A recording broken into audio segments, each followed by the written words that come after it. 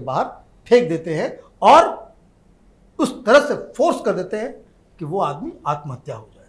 बॉलीवुड में गंदगी तो बहुत ज़्यादा है, हम कभी ना कभी ये बातें पढ़ते सुनते आए हैं, लेकिन बड़ा सवाल यही है कि सुशांत सिंह राजपूत की मौत के बाद से बहुत सारी थ्योरी सामने आ रही हैं। तो किस पर यकीन किया जाए, किस पर ना किया जाए, और असली वजह क्या हो सकती है? देखिए, मैं थोड़ा डेविएट कर गया था, हम वापस उसी जगह पे आते हैं कि मीडिया, ये जो गैंग है, ये जो अंडरवर्ल्ड है जो बॉलीवुड में ऑपरेट करता है, ये जो खान ब्रदर्स हैं, ये सारे लोग, ये इनकी दलाली, चमचागिरी और उसके टुकड़ों पे पड़ने वाली हिंदुस्तान की जो बॉलीवुड कवर करने वाली मीडिया है। एक लाइन में समझ लीजिए, ये क्रिकेट के साथ भी पहले था और क्रिकेट के साथ तो अभी भी है।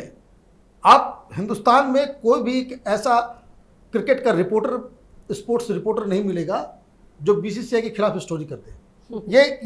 ये तय है। अब है क्या कि मर गया, इसकी मौत हो गई, अब कैसे इसको बचाया जाए?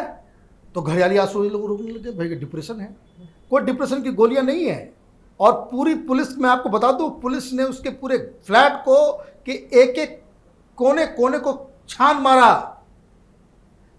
ड्रग्स का या किसी नशे की एक दवाई, एक चीज वहां नहीं मिली।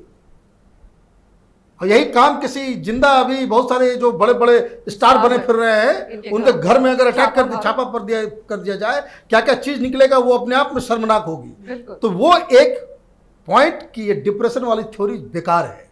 दूसरी एक और थ्योरी आ रही है, लोगों को चस्का लगता है, बहुत सारे यूट्यूबर्स में देख रहा हूं बनाते रहे, बहुत सारे छाप भी रहे हैं कि उनकी कोई एक्स मैनेजर थी, बहुत सुंदर थी, उसके साथ उसका कोई रिश्ता था, वो कुछ दिन पहले उसकी आत्महत्या हो गई और उसके बाद उसके गम में जो है, तो ये दूसरी थ्योरी है, बकवास थ्योरी है। ऐसा कुछ नहीं था, कोई कनेक्शन नहीं, उसका दोनों में कोई कनेक्शन नहीं है। उसको वो और आप कनेक्शन जोड़ रहे हैं, आप फिर कह रहे हैं कि नहीं भाई वो थोड़ा सा जो है सेंसिटिव। अरे कोई आदमी इतना सुलझा हुआ हो, पढ़ा लिखा हो, मैं आपको बता दूं, कौन आदमी सुसाइड करता है? सुसाइड सेंसिटिव लोग करते हैं। सुसाइड वो लोग करते हैं जिनको लगता है कि हम इतना सब कुछ कर रहे हैं, लेकिन हमारे लिए रास्ते बंद हो गए हैं। और जब वो थोड़ा आदमी, जैसे ही इसकी जो मौत हुई है, ये तो ऑलरेडी स्पिरिचुअल लाइन पे चला गया था। आप देखिए ना उसके ट्वीट, यंग लड़का, वो क्यों इतनी अच्छी बातें लिखता है? नहीं, क्यों? क्योंकि इसको ये पूरे गैंग ने चारों तरफ से घेर दिया। इसकी फिल्म रिलीज होने के लिए भी दिक्कत, इसको फिल्म मिलने में दिक्कत। अच्छा काम हो तो उसकी भी बुराई हो रही थी। सब कुछ बुराई करेंगे, क्योंकि वो जो पेड दलाल किस्म के पत्रकार हैं, वो अपने आकाओं को तो खुश करेंगे नहीं, इसलिए इसकी बुराइयां करते थे, इसकी फिल्मों के रिव्यू खराब छापते थे। ये उसका पूरा चरित्र है। इसलिए तो मैं कह रहा हूं, ये अपने आप में अंडरवर्ल्ड है। ये डी कंपनी ने जो शुरुआत की कि बॉलीवुड के ऊपर कैप्चर कर लेना है, कौन हीरोइन होगी, तो पहले जमाने में लोग, बॉलीवुड के लोग बताते हैं कि कोई नई हीरोइन लॉन्च होने से पहले उसको दुबई पहले जाना जरूरी होता था। वो दुबई में 1 सप्ताह रहेंगी, उसके बाद वहां पे फिल्म में काम मिलेगा। और कौन सी फिल्म में काम मिलेगा ये भी तय होगा, आज वहीं से तय होगा। और क्या अगर आप कुछ इधर उधर कर दिया आपने, तो आपको मैं तो आपको बता रहा हूं कि बहुत सारे लोग तो बता रहे हैं कि इनफैक्ट जो हीरो की गर्लफ्रेंड है वो तय कर देती है बहुत सारे हीरोइन के फ्यूचर को। माने कला नहीं, आर्ट नहीं, कुछ नहीं, आपको बस वही करना है जो इसके हिसाब से काम करना है। तो और इसलिए, और इसका नुकसान जो हिंदुस्तान में हुआ है, जैसे क्रिकेट में हम लोग वर्ल्ड कप नहीं जीतते थे कभी, जब तक ये जो नेपोटिज्म और ये जो भाई भतीजावाद जो चल रहा था, ये लोग जब हटे हैं तब हमारी टीम जीतना स्टार्ट किए, टेस्ट मैच जीतते हैं, वर्ल्ड के नंबर 1 बन गए। ये इन बेहुदे लोगों की वजह से, तथा कथित जो बॉलीवुड के जो बड़े बड़े बॉस बने हुए घूमते फिरते हैं, इनकी गंदगी की वजह से हिंदुस्तान दुनिया में सबसे ज़्यादा फिल्में तो बनाता है, लेकिन अवार्ड के नाम में सबसे फिसड्डी रहता है। अगर आप नंबर ऑफ फिल्म्स को उस रेशियो से अगर आप जोड़ें, क्यों? क्योंकि आपने एक सिस्टम उस तरह का बना डाला है।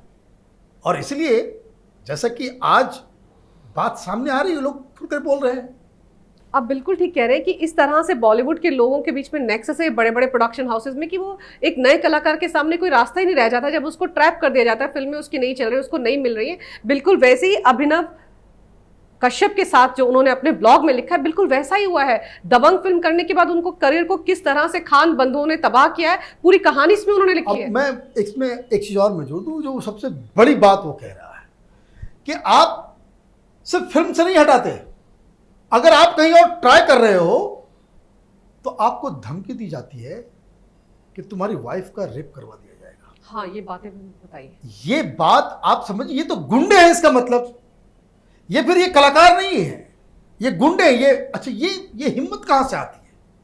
ये है ना हिम्मत बैठी हुई आप पाकिस्तान। ये हिम्मत कहां से आती है? कि जब ये हिम्मत तभी आएगी ना जब आपको लगता है कि भाई कानून आपके पॉकेट में है। बिल्कुल। जब आपको लगता है कि भाई हमको कोई कुछ कर नहीं सकता है।